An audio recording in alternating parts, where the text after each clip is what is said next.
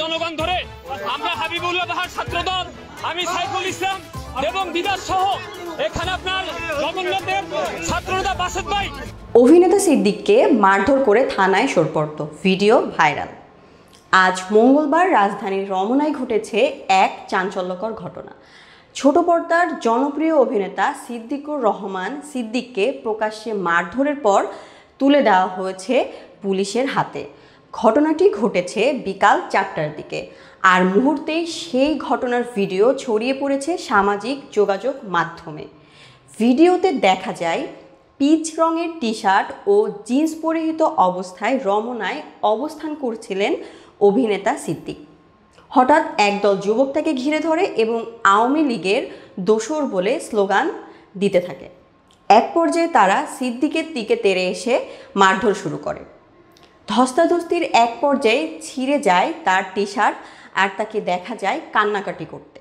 এক উত্তপ্ত পরিস্থিতির মধ্যেই মারধর করতে করতে তাকে রমনা থানার দিকে নিয়ে যাওয়া হয়। কিছুক্ষণ পর কয়েকজন পুলিশ সদস্য ঘটনাস্থলে পৌঁছায় এবং যুবকদের হাত থেকে সিদ্দিককে উদ্ধার করে নিজেদের হেফাজতে নেয়। রমনা থানার পরিদর্শক আতিকুল আলম গণমাধ্যমকে জানান, প্রায় 40 মিনিট আগে একদল বিক্ষুব্ধ জনতা অভিনেতা সিদ্দিককে আমাদের কাছে তুলে দিয়ে যায়। তার জামাকাপড় ছেঁড়া ছিল। বর্তমানে তিনি থানায় আমাদের হেফাজতে রয়েছেন। এখনও পর্যন্ত যারা সিদ্দিককে মারধর করেছে এবং থানায় সোপর্দ করেছে তাদের পরিচয় নিশ্চিত হওয়া যায়নি। উল্লেখ্য, সিদ্দিকুর রহমান সিদ্দিক দীর্ঘদিন ধরে ছোট পর্দায় অভিনয় করে আসছেন। তিনি মূলত হাস্যরসনাত্মক চরিত্র অভিনয়ের জন্যই পরিচিত। দর্শক মহলে তার জনপ্রিয়তাও কম নয়।